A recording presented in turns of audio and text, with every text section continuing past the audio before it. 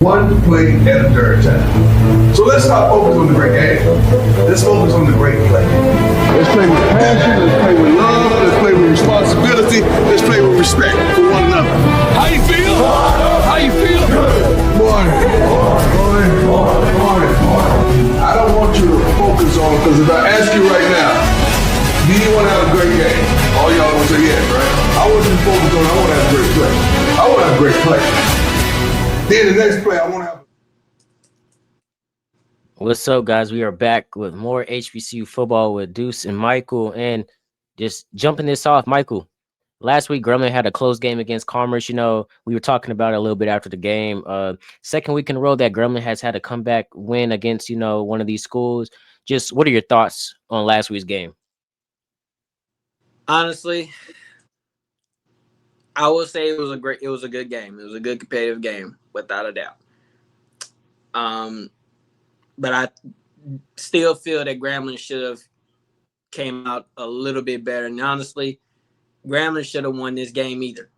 And I say that with the utmost respect, because it seemed like the same struggles, or almost the same struggles that they had against Eastern Kentucky, they had against East Texas Commerce. And it seemed like it just was no adjustment. And I'm going to start off with the defense, Deuce. You know, I'm all for, you know, your cornerbacks playing prevent defense, keeping the play in front of you. I have no problem with that.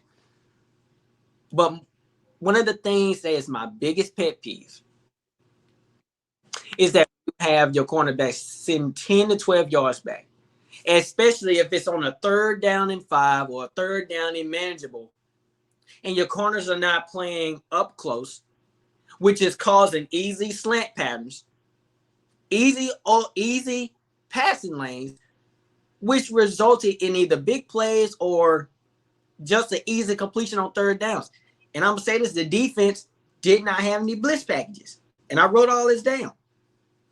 On 3rd downs, Deuce, I feel like I understand that you don't want to give up any big plays. That's fine. You want to trust your defensive line. That's fine too. Grambling has a good defensive line. But at the same time, you got to be more aggressive on 3rd downs, or you're not going to get off the field. The only time Grambling was able to get off the field with East Texas Commerce if they try to run through the middle. D line, like I said, the defensive line is stacked. It's not easy to run through the middle against Grambling defensive line. But there were times, dudes, that East Texas were beating Grambling off the edge. They were using running plays around the edge to get, because honestly, that's Grambling's defensive weakness. You get out on the outside, you're already going to beat the defensive line because there's no setting perimeter. And it's just like I said, this game shouldn't even been close. But here at the same time, East Texas Commerce, they're not a trash team. You know, you kind of remind you of last year. It was tough to beat them then when Grambling went over there to play East Texas Commerce last year. That game went overtime. So East Texas Commerce, like I said, they're not a sorry team, but Grambling actually could have pulled away when they had the opportunities to. Yeah, I mean, like the week 1 Grambling that we saw, Langston, they came out the gate. They were getting 3rd down stops. They were, you know, getting off the field quickly, but it's just like you said, Michael, the 3rd downs was like, which it was kind of letting the defense, like Grambling's defense was kind of letting up. And, you know, you mentioned the D line, how they're stacked, but it just bothers me how the D line can create all this pressure, but can never finish away with the sack. And it leads to a short dump off pass that gets a 1st down. Or, you know, say they do get the pressure. Like you said, they're playing 10, 12 yards off back. These receivers are catching easy slant routes down the middle to get, you know, 1st downs. I'm not trying to take away anything from East Texas A&M Commerce, right? But I just feel like Grambling had the better defense because I don't feel like East Texas A&M Commerce. I don't think their offense was doing anything out extraordinary. I just think they were just playing, you know, your average football, and they were just capitalizing on Grambling's these coaching. I'm not going to even say coaching mistakes, but coaching preferences. You know, And I was just like watching, and I know we're not talking too much about the NFL, but it just reminds me of like what the Cowboys have been doing. Your corners are playing so far back, your safeties are playing so far back that it's getting up these easy passing plays. Yeah. Like I said before, Gremling's defense started off slow, and they let Texas A&M Commerce get 14 points on the board. The offense, they started slow, like week one. Offense was going down the field and scoring, and yes, Langston's a smaller school. Texas A&M is in the same category as Langston, but the fact that you couldn't drive the ball down the field and you're just getting these easy 3-and-outs, that's not going to cut it for the SWAC play. And we're going to talk about the SWAC play in a second, but I really just do think Grambling's own weaknesses is what was beating them. I don't think Texas A&M Commerce was doing anything extraordinary. But and you kind of realize that, yeah, and you kind of realize that when Grambling started to inch closer and they started to come back, you saw that East Texas A&M Commerce, okay, they're just look, I'm not saying they're just a below average team, but they're a team that Grambling could beat, and they should have knocked him out the park, in my opinion. I told one of my friends this. The only reason that East Texas A&M Commerce was 0-2 is because they played two power forward schools in SMU and Florida State. Right. When they played Grambling, who was a closer competition to them, it should have been closer, but Grambling should have not been in that position that they were down. And this is the same thing that reminded me of last year when they came into East Texas A&M. They went to their house, and they got lucky that they pulled away with the win. They did. That game went overtime. Yes. That's what I'm saying. And this game would have went into overtime too. It would have.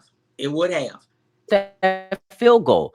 And I'm telling you, Grambling, that's 2 weeks in a row. Grambling has got it extremely lucky that they played come from behind and they were able to pull out. But these two games, I'm saying this and I'm saying respectfully, I don't think they should have won these games. And they just got lucky they're just a bigger school with better players. They shouldn't have. And I say that respectfully. And I'm gonna say this. You talked about the kicking game. Grambling also needs the Grambling kickers need to work on making extra point attempts. They need to work on kicking off the ball and not kicking it in the end zone. Those lead to penalties, which give East Tech. There were times that Grambling kicker, I don't know if it was 1 or 2 times, but the thing that kind of irritates me the most is I understand you're trying to get the ball down the field and get a touchback. I get that. But at the same time, you got to angle the ball. You can't just kick with all your might. And then plus, you got to think about this too. The wind can also impact the football can make the ball shoot to the left or shoot to the right. It really don't matter, Deuce. At the same time, you don't want to kick the ball out of bounds or give a player an opportunity to let the ball roll out of bounds to force a penalty, because now you're getting East Texas coming the ball at the 35, 30-yard line. And then you got to make extra point attempts. Deuce, there were times Grambling kickers had a cheap shot and the ball went to the left or the right. Now, I'm not saying that Grambling kickers are not capable of making field goals. They got the leg forward. But when it comes down to in reality, and here it is, Deuce. As a kicker in NFL, college, it don't matter. High school, it don't matter. It's about power on how much you put in the football, no doubt. But it's also about the accuracy when you put the power into the ball. Because anybody can kick a football and don't have no accuracy and get the ball up high as possible. But you got to have accuracy. If you're kicking from the left, you got to visualize how you go, okay, if the field goal is right here to my left, I need to get as much hook as possible where I can curve the ball straight to the uprights, not kicking the ball straight up and not touching the goalpost. That's not going to help you win the game. And shout out to Grambling, shout out to Grambling's kicker, for actually making the field goal. Because I ain't gonna lie, I was kind of nervous for a second because I was like, oh man, the Grambling kickers, they're decent, but they're not. Sometimes the accuracy is not there. But I was actually proud of the way how he kicked the ball and he put accuracy into it. It's all about how you shoot the ball, not shoot the ball. It's how you aim the ball towards the goalpost. You got to visualize it in your mind. You got to visualize before you even kick it. I can care less about the atmosphere. It's all about how you kick it and angle it. Because anybody can kick a ball high. Anybody can do that. I played kickball, Deuce. I played kickball do. I can kick a ball high. Yeah. But it's all about the accuracy and what you can put into it. And I just feel like, you know, it's going to come down to a point in time, just like this game against East Texas Commerce, where it's going to come down to a field goal. But at the same time, the offense is going to have to get the ball at a close distance. And it's just like the offense can't do that if they're just not, if the offense can't move the ball, you know. And I'm going to say this respectfully. East Texas A&M, they outperformed Grambling's offense. If you look at the stats, their offense did better. Their offense did better. The quarterback play was better. They were able to capitalize with their receivers more, their running backs more. And like I said before, Grambling, they dug themselves into a hole that they got really lucky, and they had the momentum that they were able to pull out of. I'm not saying Grambling's a bad. I'm not saying that they're a bad team because Nobody's saying that. I just think they're digging themselves into these holes. Yes. And it's causing them. They may not be able to come out of. We're lucky that it was just East Texas A&M, and exactly. But at the same time, and you know, look, you know, Prairie View ain't. It's not East Texas Commerce. They got an offense, they got a defense, and I'm telling you, if Grambling, Prairie View is statistically better than Grambling.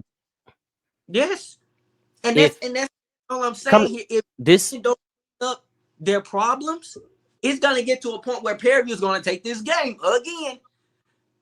It's the State Fair Classic. Look, used to be Grambling show, okay? It used to be Grambling show, and it's literally like after 2016, it started to switch. Like the momentum started to go to Prairie View side. Last year, Grambling had the chance. They had the perfect opportunity to win that game and come out 4-1. But I don't know what it was. But something hit them, and they made Prairie View was able to come back and win that game in 5 overtimes. That is a game that I believe Grambling shouldn't have lost. Grambling should have not lost that game last year. I remember last year. It was poor offensive production. Deuce, they kept trying to run the ball, and then when they tried to pass the ball on third downs, they weren't getting nowhere because Prairie View was eating on it. That's why Grambling lost last year. And you remember last year, it was Mickey Joseph's first season, and then you had Eric Dooley as offensive coordinator. And Eric Dooley, you know, don't get me wrong, he's an offensive mind, but at the same time, often you can have an offensive mind coach, but don't make the right play calls. That's like, you know, I'm gonna go NFL here. That's like, you know, with the Saints, for example. You know, Curly Moore, he's an offensive mind, but at the same time, he's the first year head coach. You know, he's not making the right play calls. So Eric Dooley, that's why he got fired in the first place. Because of the fact that I don't care, you could be a defensive mind, an offensive mind, or just a mindful head coach like Nick Saban or something like that. But it's all about the right play calls that you make. And Eric Dooley was not making the right play calls, which caused Grambling to have either third down and long or, you know, third down and manageable, but you tried to run the ball. And if you tried to pass the ball, Prairie View was eating on because the Prairie View knew Grambling's style and rhythm of offense. And that's what I'm saying. If Grambling offense, and I wrote this down, dudes, Grambling needs to be more aggressive in the passing game. Use your wide receivers more. You saw what happened in the East Texas Commerce game. Dudes, they were making competitive catches. You got a freshman wide receiver out of Zachary High School. I don't care if he's a freshman. The boy can go up and get the ball. It don't matter. And then I also wrote this down, dudes. Grambling got to get more creative with the play action, with the wide receiver schemes, jet sweeps, quarterback sneaks. You get the ball at the 1 yard line. Deuce, why did it take them 4 tries to run a quarterback sneak? Why? You had the ball at the 1 yard line. I'm sitting here telling myself, you got the ball at the 1 yard line. Why are you trying to run the ball with your running backs? They know what you're about to do. And then on 4th down and goal, dudes, they want to run a quarterback sneak. To be honest, he actually got in the 3rd time, but the officials, they didn't go back and look at it. So I don't know what was going on with that. Should not take. If I'm an offensive coordinator and I got the ball at the 1 yard line, Deuce, I'm like, okay, I'm gonna tell T-Set, I'm like, okay, make it look like you about to snap the ball, but then run up to the center and push your way in. That's what a lot of offensive coordinators do. It's called trickery play. Make it seem like your make it seem like T-Set is about to go for a pass and then make it look like he about to change the play, look at the center, take the snap, push your way in. Dudes, it took them 3 or 4 tries to do that. And they finally got in.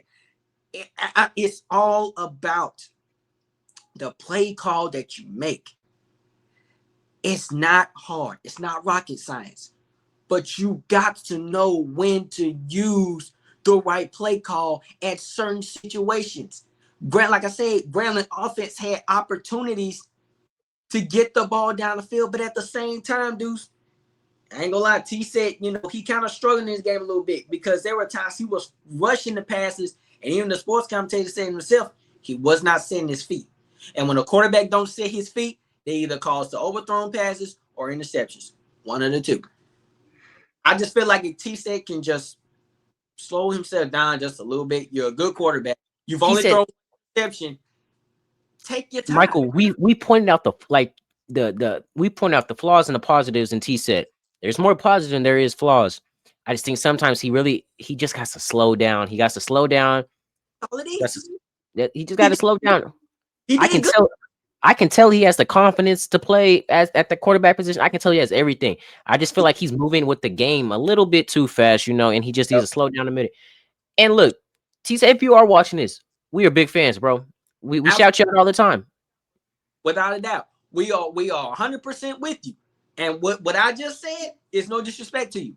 But I'm just saying, I understand that you're trying to extend the play, and I have no problem with that. Your legs is doing the talking. I appreciate you trying to actually stay in place. I appreciate you for that because you have starting quarterback potential. And I feel like you can carry Grambling offense all the way through to the Bayou Classic. Mm-hmm. But what I also need you to do is that I need you to just slow yourself down, go through your progressions, and also, T-Set got accuracy, dudes, because there were some deep balls that he made that were just gorgeous. And it's like I'm gonna say this: he is money with the deep balls, but I feel like when it comes to these shorter passes, he's trying to move so quick that it becomes an incompletion. Yep, it was a wide receiver screen they tried to run, and when he grabbed the ball, he didn't set his feet. He just grabbed the ball and threw it. He didn't really turn his full body, and that's what caused the ball to go to the ground before the receiver even got there. The wide receiver screen, the receiver had an opening.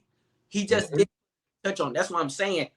When you're trying to throw the ball, he has to set his feet. In this game, he didn't really do much of that. He did great. Not saying he did a poor job. He did great. But at the same time, if you want the ball to get to your receivers, especially on them short routes, you got to set your feet. And also, you got to time it. Because sometimes slants depend on the speed of the receiver. You got to time it. You can't just time it off you. You got to time it when if the receiver is there. And then plus you got to see if that window, if that gap is there to fit it in there, because you can throw a slant and that sucker can be picked off by the linebacker or the cornerback. And I'm gonna say this. I think week 1 was his best outing. And don't get me wrong. He's put the team on his back. He even won the game against East Kentucky. He got them to overtime where they were ultimately able to win off of fumble recovery. But I feel like week 1 was the best offensively and just in general. That's when Grambling offensively played their lights out. And I was kind of doing some research earlier. Grambling hasn't really had a team high in any type of category since week 1. So maybe if they can go back to what worked week 1, and just mold it to fit these other schemes against these other teams, they're set. Because that team we saw week 1, and although it was Langston, they look like a team that can compete for the top team in the SWAC. It don't matter if I don't mean to cut you off, but it don't matter if it was Langston. I could care less if it was Alcorn. I could care less if it was Southern. Look, the whole point here is, Deuce, Grambling had Grambling had a strategy. Grambling had a game plan, and they used it to their advantage. against Langston, and it worked. They came ready to play. Now, I'm not saying Grambling didn't come ready to play these last 2 games. I'm not. That's not what I'm saying. But what I'm saying is, Deuce, is that it feel like Grambling changed their offensive rhythm compared to how they played against Langston. And I feel like ever since that Ohio State game, the offense just it hasn't been the same. It hasn't been the same. And yes, they got flashes on that offense. You know, we talk about the receivers all the time. George Tyson, Keith Jones Jr., Brian Eden Jr., Trey Bradford. So they got offensive weapons. But I just feel like offensively as a whole, it's just the rhythm isn't the same after that Ohio State game. Yeah. And I really do think when they lost to Ohio State, I don't know what happened in the locker room that made them say, okay, maybe we got to change something up. And maybe they're not changing something up, but just from a fan's point of view and just looking at it, it looks like they're just starting these games slower and they're playing catch up ball. And you never want to play catch up ball in college football because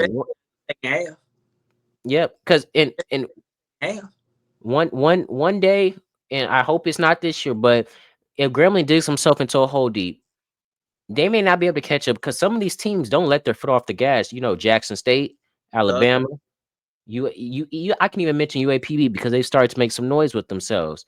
They are. These teams don't let their feet off the gas pedal. They keep going.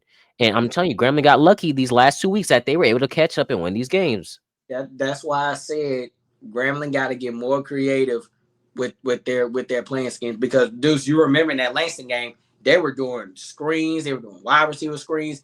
Them plays was actually working. They even did play action, Deuce, and it was the most impressive thing I ever seen. But it just seemed like after that Ohio State game, they forgot how to do it.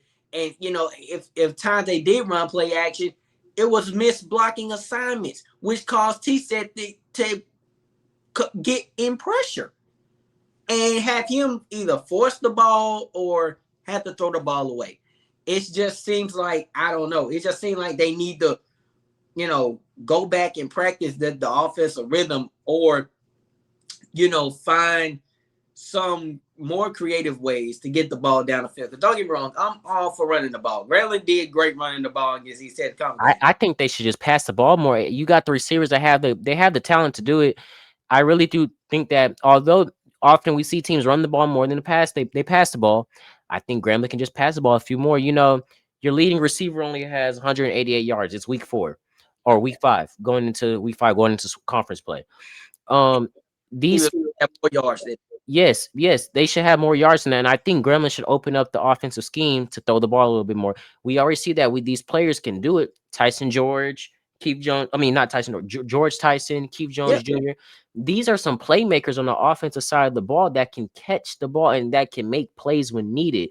But you just got to put the ball in their hands a bit more. And I just feel like Grambling is choosing a rushing attack more than an offensive attack. And I'm going to say this. I feel like if Grambling can throw the ball a bit more, they can drive the ball down the field. They actually can. More fluently. They actually can. And, you know, like I said, you know, that, and matter of fact, I just did some research on the receivers. Tyson George was actually the receiver that I was talking about out of Zachary. I didn't know his name at the top of my head, but he's a baller. You know, I could go down the list here, Deuce, on, you know, how many ballers does Grambling have. Grambling has the ballers. You got Nathan Dickerson. He's a baller.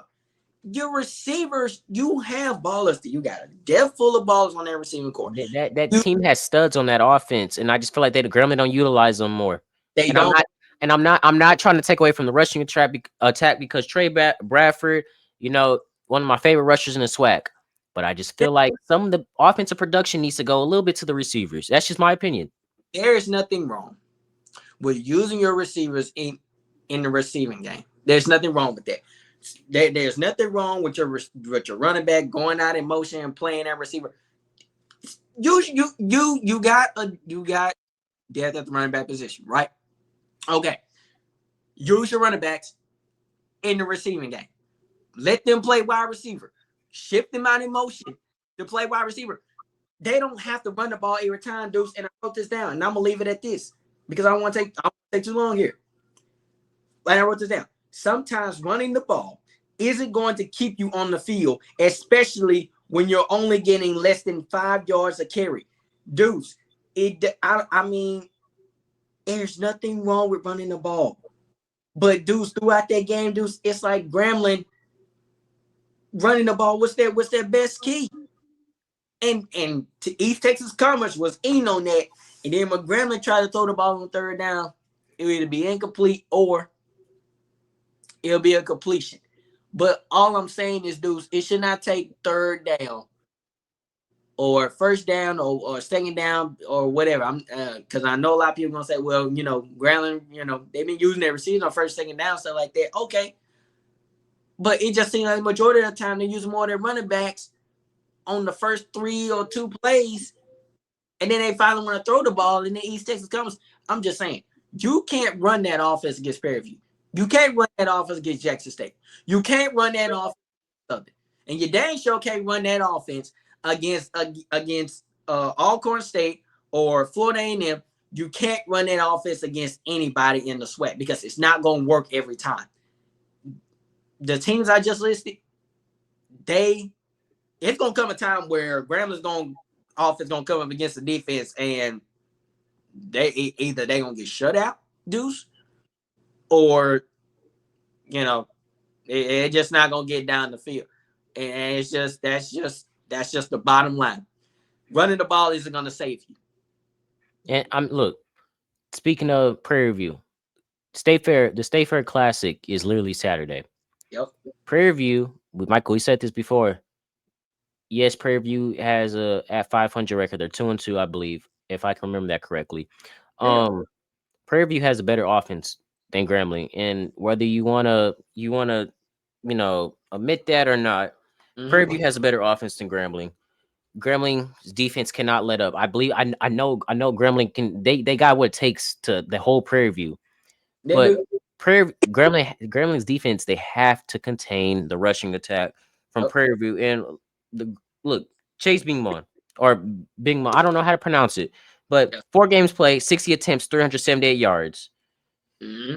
You compare that with Grambling's running backs, you can kind of see the difference. Prairie View has offensive playmakers that can flash, that can score. Josiah Rockwell, 4 games played, 362 yards. He's averaging 90 yards per game. Yes. You see the difference. You see the difference in Grambling's offense and Prairie View's offense. Yep. With their leaders. Prairie View, I'm gonna say this real quick. If Grambling digs himself into a hole like they did against these other teams, a team like Prairie View, for instance, they're not going to let up because they got these offensive playmakers. And I'm not trying to take away from Grambling's playmakers, but Prairie View has offensive playmakers that won't let up off the gas pedal. They have these playmakers that will keep scoring. And last year, Prairie View came back and beat Grambling. You don't want that to be the case this year. Grambling they need to get first drive. They need to put some points on the board. I don't care if it's a field goal. They cannot afford to stall out and kick the ball out because Prairie View will go down that field and score a touchdown, and they will not look back. Prairie View is better than what that record shows. Mm-hmm, for sure. And here's the thing. Here's the difference between Prairie View and Grambling. Okay? When Prairie View gets the ball, first drive, second drive, don't matter. They do not slow down. As soon as they get that ball, Deuce, they get down the field. It don't take Prairie View. It's not hard for Prairie View to get down the field. Cameron Peters, their quarterback. Mm-hmm. He's terrible. Even though he's throwing 1 touchdown and 1 interception. That don't even matter. The fact of the matter is, Deuce, his passer rating is 116.6.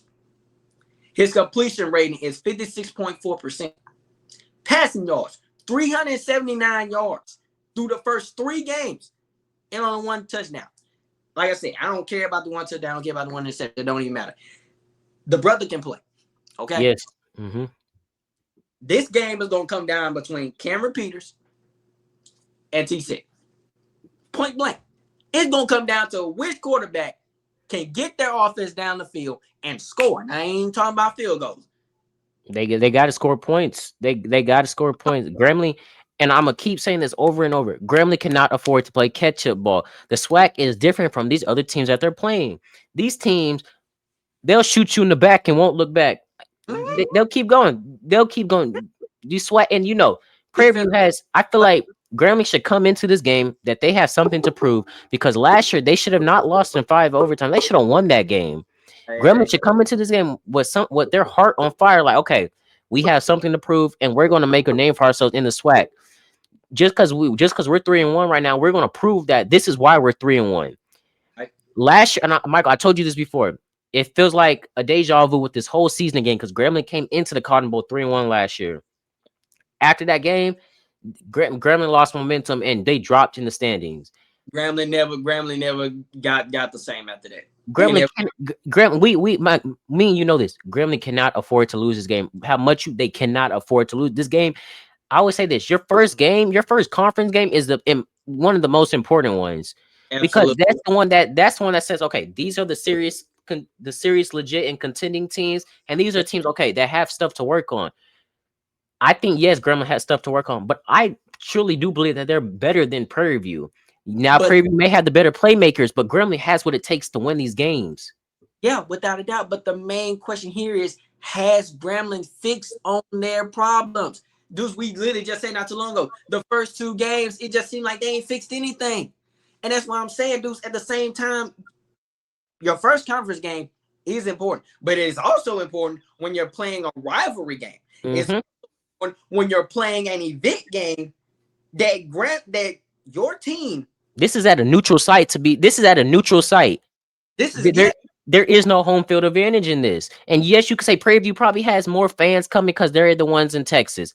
Yes. Grambling has a whole alumni base in Dallas. I'm gonna say this, but this game is at a neutral site, so this home and away that shouldn't matter. The crowd is not a question. The crowd is not a question because Grambling alumni, they're gonna show up. They're gonna show up and they're gonna show out. They've done it every year. Ain't no gonna change that. What's gonna change this game is how Grambling comes out. What's gonna change this game is has Grambling fixed the problems that they've been continually struggling with for the last 2 games.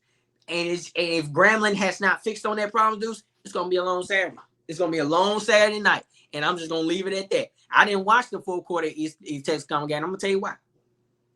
I did not watch that full quarter game. Now, Deuce, I didn't text you. I told you, I'm not going to watch this full quarter because I actually want to see if Grambling going to pull this out. I want to see if Grambling can find ways to extend the game in the full quarter. And did they do that? No. They won by a field goal, which was expected. What I'm saying here, and I'm gonna leave it at this: if Grambling do not fix their problems before that ball is kicked off, it's gonna be a long day. It's gonna be a long night. All night, they're gonna lose this game, and they possibly might not even be. It's probably gonna be like last year. They just won't never find that crease, and then make it be out of a job. And you know the reason I am so hard on Grambling because I know what I know what they're capable of. You know, I sit there and I watch them practice. I see them practice. I see the game up front. You know, and it's not like I'm trying to sound like I'm not trying to sound like an asshole to Graham. I'm really not. But you know, they just have expectations that I feel like although they have a winning record right now, they're not meeting these expectations that are in place for Graham that has been set. And yes, our expectations may not mean a lot. But I can bet you a lot of people will agree with what we're saying. Oh, for sure, without a doubt. I could go ask. Man, I can't think of his name right now. But I can literally go ask. I can't think of his name right now, but I have to think about it later. But I can actually go ask my dad. I can go ask Mr. Santorio Black. I can go ask Grambling alumni, and I can guarantee you they agree with what I'm saying because no one. If you are a real Grambling student and you are a real Grambling fan, and you know what's crazy because Michael, I can go ask Mr. Black. I can go to his office in the morning and I can say, look, Mr. Black, these are the expectations. 1, 2, 3, 4. Would you agree? I'm pretty damn sure, Michael. He would say, I understand. I see your point. This is what Grambling needs to fix. Grambling is, I believe Grambling has the team to compete for the top team. Michael, we said this after week 1. Grambling has the top team to compete in the SWAC, but it's if they want it or not. If they're hungry, if they're hungry and if they want it. Yeah, and I'm gonna tell you this, Deuce. One person, that the baseball legendary head coach, he's still living to this day. Wilbert Ellis, Mr. Wilbert Ellis. I met the man in person. if I go speak to him right now, because he literally goes to the same church my dad does, I can go ask him right now, what do you think? Do you think Grambling has the capability of being perfect? He gonna say yes. And then I'm gonna ask him, like, okay, the last 2 games that you've seen, even though despite Grambling has a fight, without a doubt, despite that Grambling has the physicality, without a doubt, the fact that Grambling has the offensive team to score points, without a doubt. But do you still think that Grambling struggled? And do you think Grambling has fixed their struggles through the first 2 games of the season? That games that they really shouldn't have won, but they won it out of clutch moments. He would agree with me, because it's not rocket science. Any real Grambling fan and alumni would agree that if Grambling don't fix their struggles in this Prairie View game, Deuce, it's over with. For Mickey Joseph, and it's probably over with for that coaching staff too. And I'm gonna say this: look, Prairie View already has, so they already played TSU. Look, so they're already 1-0 in conference play. Yeah. A win to Prairie View will put them 2-0, and they'll put Grambling back 1. Yep. When the team already goes up 2-0, and they already have a winning they already have the winning game over you, that makes it hard for you to catch up. You know, Grambling hasn't had the chance to play these other SWAC teams in their conference or in their division yet, but Prairie View is at the top of the conference right now due to that Labor Day Classic game over TSU. A win is important for Graham. It is, without a doubt. But I mean, look, not talking too much about Graham now. Jackson State versus Southern. You know, what do you think? What are your thoughts on that? Woo! That's gonna be a good one. It's gonna be a good one. It's always a good one. Oh yes. I'm not even gonna spend too much time on that one, because I'm gonna tell you. And then they're playing in Southern, and you know Southern. I can go down there and talk to some Southern folk right now down there in Baton Rouge, Louisiana. They don't like Jackson State. Jackson State was able to get them last year at home. Jackson State was able to get them last year at home. And I look, I know Southern hasn't been off to the hottest start yet, you know, but they're playing at home, and this is not like a neutral site. This is at home. Southern has a home field advantage. They got it. They gotta get on the gas. They gotta, like, you know, get back in the groove. They gotta win this game. It's important. It's important. Man, if Southern don't win this game against Jackson State, somebody's coaching career is gonna be over with after this, because them Southern alumni folks, they don't like seeing Southern lose too much, and they dang sure ain't gonna like to see if Southern go 1-4. Yeah, oh facts. My God, dude. 1-4 is a hard record to come out of. 1-4 is something hard to come out of. They cannot afford to lose this game. And yes, Jackson State has the winning record, but I still, and you know, I hate speaking too much positive on Southern because I do not like them. I don't like them as a Grambling student. But Southern has the talent.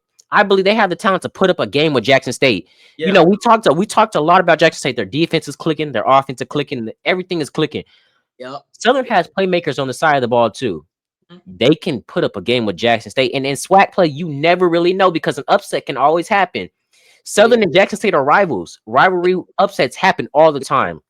If you don't know that, then you don't know HBCU. And I suggest you get to start doing your research, because I'm telling you this right now, Deuce. Here's the thing. If McCoy, Southern starting quarterback, if he don't come off clicking, because his stats coming to this game, he's 32 of 64, 316 yards, 2 touchdowns, 2 interceptions. Like I said, I don't care about the touchdown, I care about the interception. But if McCoy, Southern's running back Holly, and Southern's receiver Morris, if those 2 guys, they're elite, Holly is their leading runner, and Morris is their leading receiver. Morris has 106 yards. Holly has 228.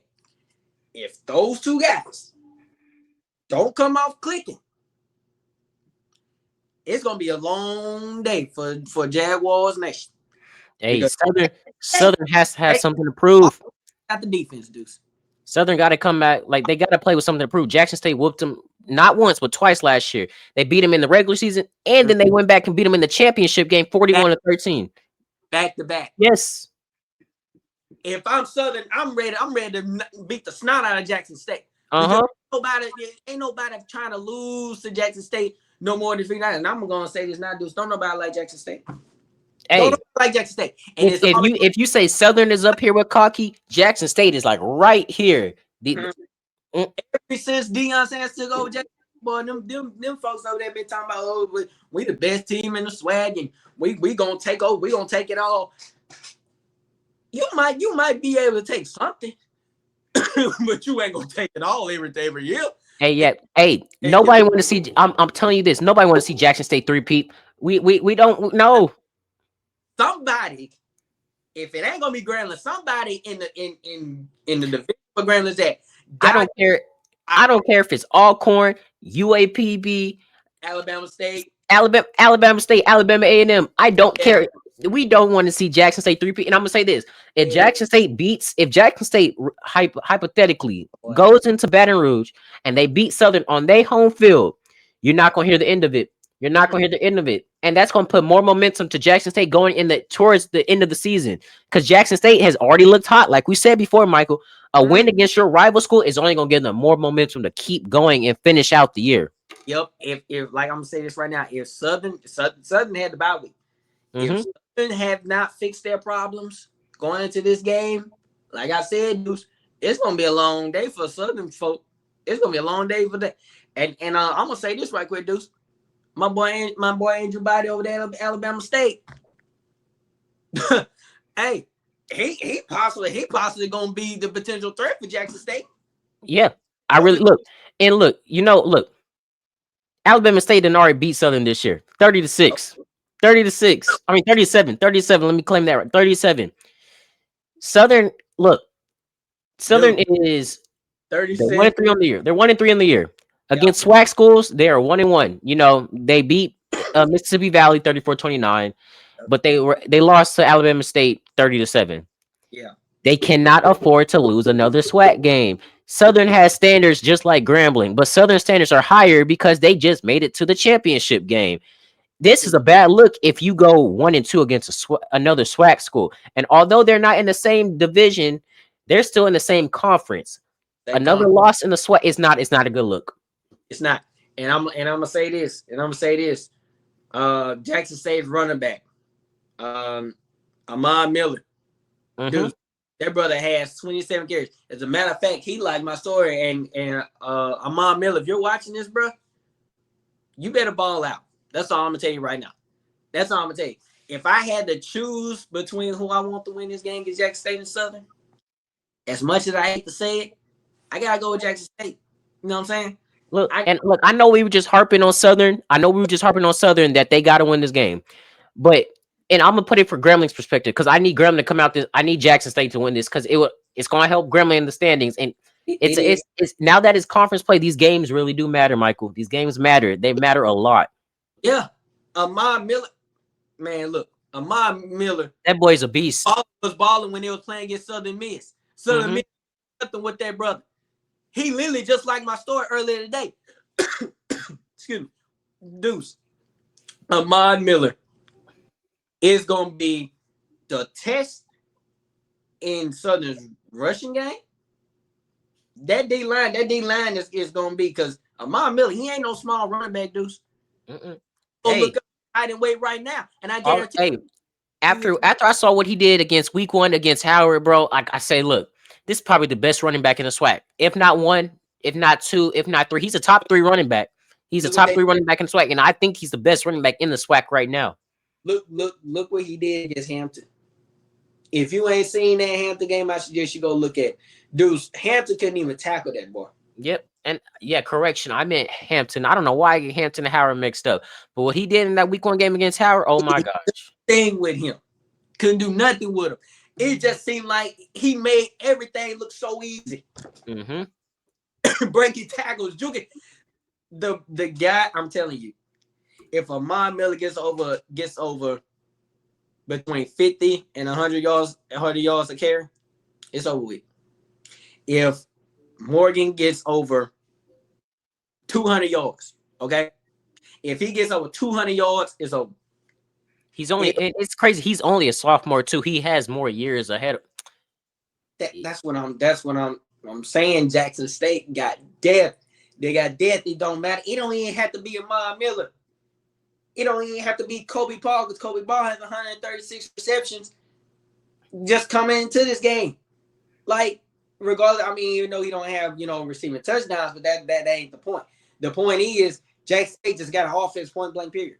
They got an offensive line point blank period. It's just gonna come down to the fact that how hungry is Southern coming into this game. Mm-hmm. Because if I'm Southern, they're trying to lose at home. You got the crowd. You just gotta win. And that's all it is. You just gotta win. And I'm just saying, and I'm saying this right now. Like I said, I'm gonna say it again for the people that didn't hear me in the back.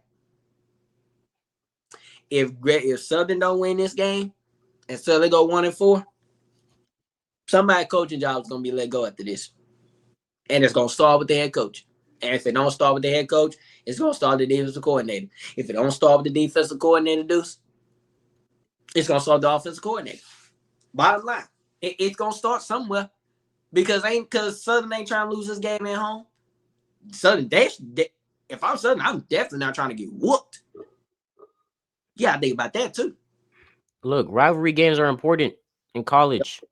They're important because, like, I think really your program focuses on these rivalry games a lot more than what they do in the pros. Yes, without a doubt. Without a doubt. Southern, y'all better pull this off. That's all I'm gonna tell you. And I'm gonna be looking as hard as possible on SWAC TV because I'm telling you, if Southern get out to a 21-3 or 21-0 or 21-7, oh my Lord, it ain't gonna look good. That's all I'm gonna say. Alabama State, FAMU, what are your thoughts on it? We speak so highly of Andrew Boddy. I think he's the best quarterback in the SWAC right now.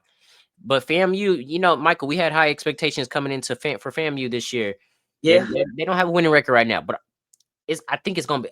I have Alabama State winning. I still think it's gonna be a close game though. It's gonna be close.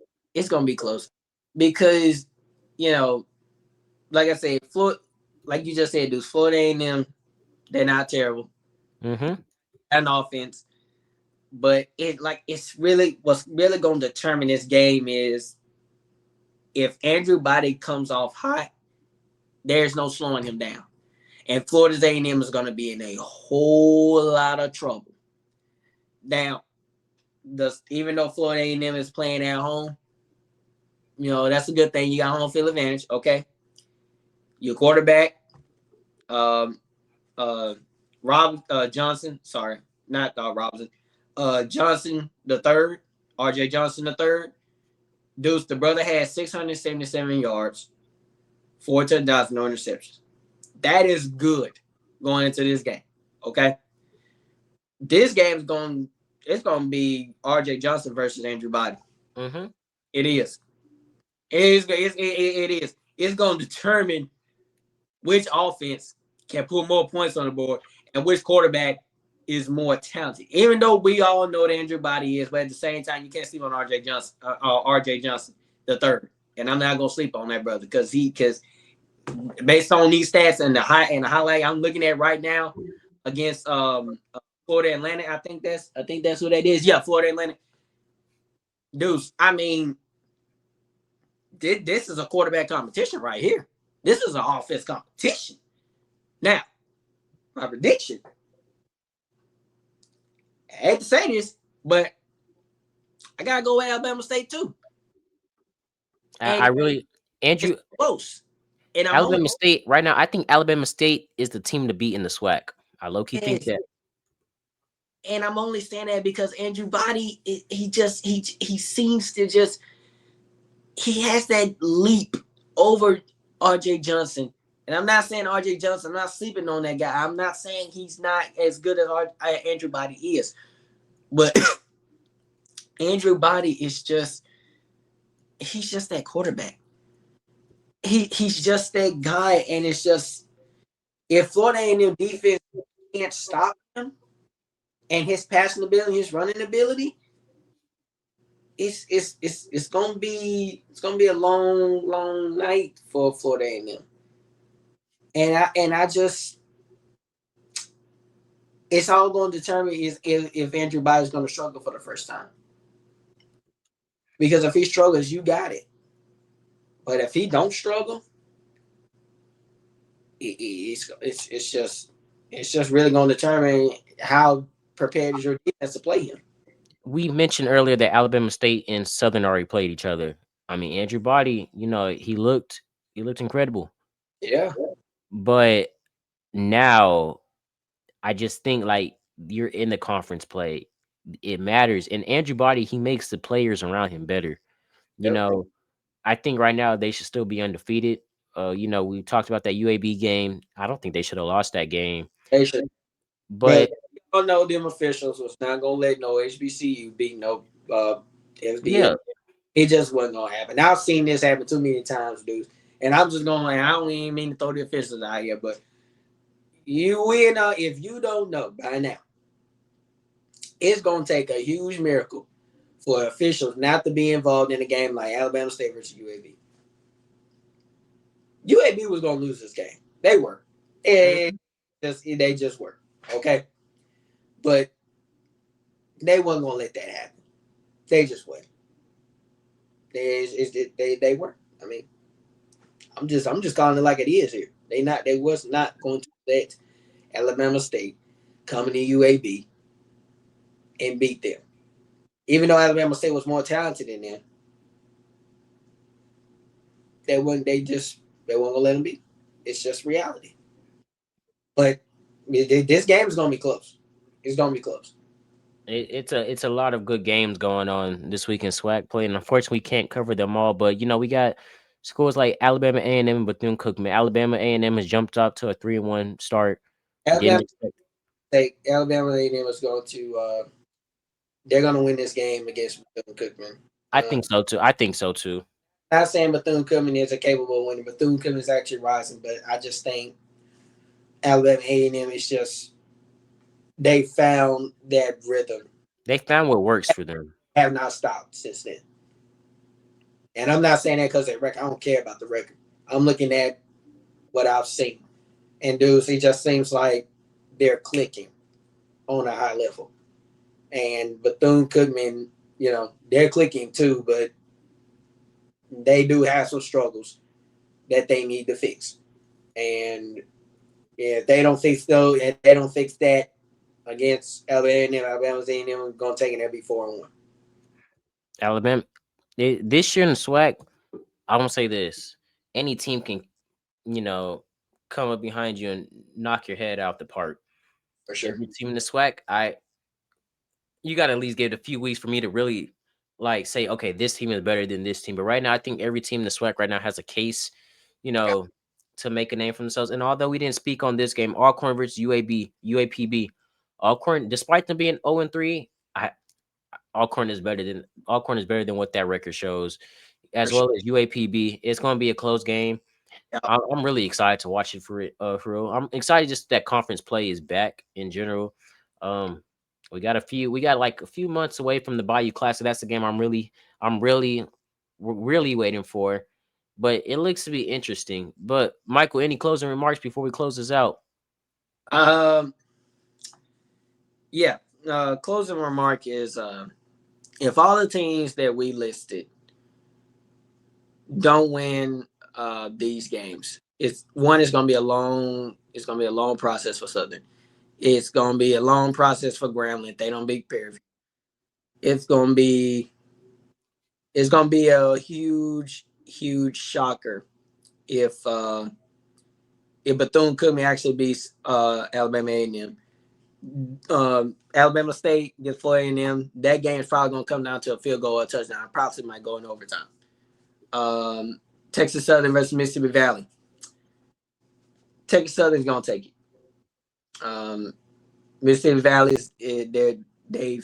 they found their ways. The record doesn't matter, but I just feel like Texas Southern just has that advantage over Mississippi Valley, and they're not going to go 0-2. They're just not. But Deuce, I will say this, man. Saturday, it's gonna be a real crazy night. Mm-hmm. It's gonna be a real crazy night. Y'all make sure y'all tune in to all the games that we're listing. Yes, and also Y'all got to make sure me and Michael will be doing our pregame shows for Grambling and more HBCUs coming up in the coming week. So stay tuned to that as well. We also are going to try to do predictions, and we're going to try to post them. Me and Deuce have been in discussion about that. So we will be posting our predictions of who's going to win Saturday nights, Saturday evening, Saturday night's games as far as HBCU goes. And then we're not just talking about the SWAC. We're talking about the MEAC. Yes. We're talking about any kind of conference covering HBCU. Yeah. So in the comments, list the school that you want us to talk about. Yes. In the comments, list the schools that you want us to talk about, because we will talk about them. We Yeah. try not to be selective, but you know, there are so many HBCUs that you can cover. And really, right now, we really watch the SWAC a lot. So that's kind of why we dig into the SWAC a little bit more. But we're always welcome and opening to covering the MEAC, you know, TSU. I know they're in the OVO conference. So it's Yeah. a lot of HBCUs that we are willing to cover. Yeah, and make no mistake, y'all. Make no mistake. We're not just trying to do SWAC because we're alive doing SWAC. We're actually trying to extend more and more. But you know, y'all gotta understand. You know, when time is on our side like it is today, you know, you kind of gotta understand we can only cover so many teams. That's why we only did the SWAC today. But you know, without a doubt, we're going to definitely try to make sure that we get all the other HBCUs. You know, Hampton, Tennessee State. You know, we're gonna try to get all those other schools. So don't feel like we're leaving anybody out, because that's not what we're trying to do. If anything, we're trying to get HBCUs to where they're not getting in these other podcasts and other stuff like that. We're trying to get HBCUs to the top. And if no one else is gonna do it, we're gonna do it. Me and Deuce, we're gonna do it. You know, so if there is a team that y'all want us to talk about, you can DM Deuce, you can DM me, and Deuce, we stay talking about what we're gonna do throughout the week. So don't be afraid to DM us if you like. Our Instagram names are down there at the bottom. Please don't hesitate to follow us. Number one. One thing we're not gonna do, we're not gonna beg y'all to follow us. If you like what we do, and we've heard good things. We've heard good things coming from y'all. Please spread around, because Yes. we're trying Hey, that no one else is. please spread this content. You know, it's crazy because, Mike, I was just talking to, I encourage a lot of views on everything that we put out there, from what me, you, Adam, Benji, everything. I even tell you to, watch what they put out. Adam's Apples is what goes out. Benji's Ballers is what goes out. Yes. But this is just different. I look at the views and it's double the amount, and I just think, okay, man, the Black community really loves our stuff. They really dig into what we're putting out there. It means something. It means something seeing the views. It's something special. The Black not being respected in this modern era and the time that we're in right now. HBCUs are not being looked at as a potential threat because no one knows about them. No one gives to be honest, no one gives a darn about HBCUs. And that's okay, because like I said, I got into it with a guy. I'm guessing he was a Ohio State fan, or I did too. It's one thing that I will not tolerate. I will not tolerate no one talking trash on HBCU, and I dang sure will not tolerate anyone talking about going to HBCUs and doing that. And that's another thing. All these threats that these HBCUs and getting induced, and I hate to go political here, but it needs to stop, because these HBCUs, they are doing no harm to anyone else. And it's kind of sad to me that these HBCUs are being attacked when we're no different from these bigger schools. So I was just debating, like, honestly, I was just debating with some person, first about the whole Tennessee State incident. And then I was debating with, some person about, an HBCU versus a Power 5 school. He had the audacity to tell me, oh, an HBCU is not a football school. I was like, it is a football school. It's just the HBCUs can't help that, they don't get the same amount of funding. They don't get the same amount of attention that, these bigger schools have. Mike, we try our best to highlight the positives that go on around these HBCUs, because there's more to it than just football. And it really just, it breaks my heart seeing how much and how little people know about what HBCUs got going on, because there is so much. Michael, I tell you this all the time. HBCU's got some of the best things going if you really take the time to go and look at it. They do, and that's what people get twisted on, is that they think HBCUs are high school level football teams. First of all, HBCUs they send players to the league annually. Grambling has NFL Hall of Famers and college Hall of Famers. That should ought to tell you something. Grambling has more Hall of Famers than some of these other bigger colleges. That should go and tell you something. Then also, Grambling has more players going to the NFL than some of these big schools. I got to a guy the other day talking about Grambling ain't nothing. Who is Grambling? Like, and I said, see, that's the problem right there. You're uneducated. It's these uneducated HBCU folk who don't know shit about these HBCUs, but they want to sit over here and talk like they know all this and that, like you're doing research. First of all, if you don't know nothing about HBCUs, keep your mouth shut. I'm just gonna keep it like that. Because keep your mouth shut until you learn something about them. You learn the history, learn where they stem from, learn from it, because it's more to it than you think. Exactly. Because I'm gonna tell you this right now, y'all, these bigger school bands, Deuce, ain't nothing compared to HBCUs. I guarantee you. They'll tell you that. What big school has been in the battle of the bands? I'll wait. Look, Michael, all you got to think is, look how Ohio State was looking at our band, when we went down there. They were saying like we were a gift from heaven. They ain't never seen that like Grambling. And that's exactly what I'm talking about. It be the bands that get people like, oh man, that's a bad band. I say, you wanna know why? Because that's HBCU history right there. That's HBCU history for y'all behind us right there. You're uneducated. You're uneducated HBCU people. Know the football team, and just don't know the football team, know the band. Because every team in the SWAC, every team in the MEAC conference, every team in HBCU got a band, without a doubt. It just all determines, if you're not stuck up to actually see what the band is about, what the team understand what the football team is about. But all I'm saying is, Deuce, is I will not tolerate anyone talking about coming to HBCU and bombing up and stuff like that. First of all, watch your mouth. Watch your mouth. Because one thing you're not going to do, you're not going to be threatening my brothers and sisters over here at the HBCUs. There's one thing you're not going to do. Because let it be me. I guarantee you, Deuce, they would have been trying to get me reported. Mm-hmm. And is HBCUs don't be doing none of y'all big schools.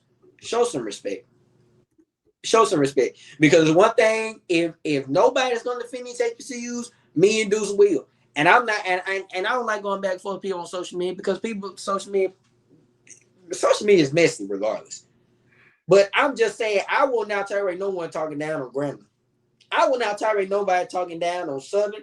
I will not tolerate nobody talking down to HBCU and threatening them. You will not do it. Mm-hmm. Be crazy. And I don't even mean to go political here. And I hope we don't get banned for this. But if that president over there want to get y'all head twisted, you going right ahead. But you're not going to be threatened on HBCU. And I'm going to leave it at that, Deuce. I'm through talking. Yeah, but look, this video, make sure y'all share it. Our goal is to get double the amount that we got last time. I'm thinking around like 280, probably 300. The goal this time is 500, 600. Please help us get there, and make sure you follow all of our Instagrams, and also make sure you subscribe to our YouTube, subscribe to our TikTok and our Instagram, where these videos will be posted. Yes. But as always, make sure y'all stay safe and y'all stay blessed, and thank y'all for watching.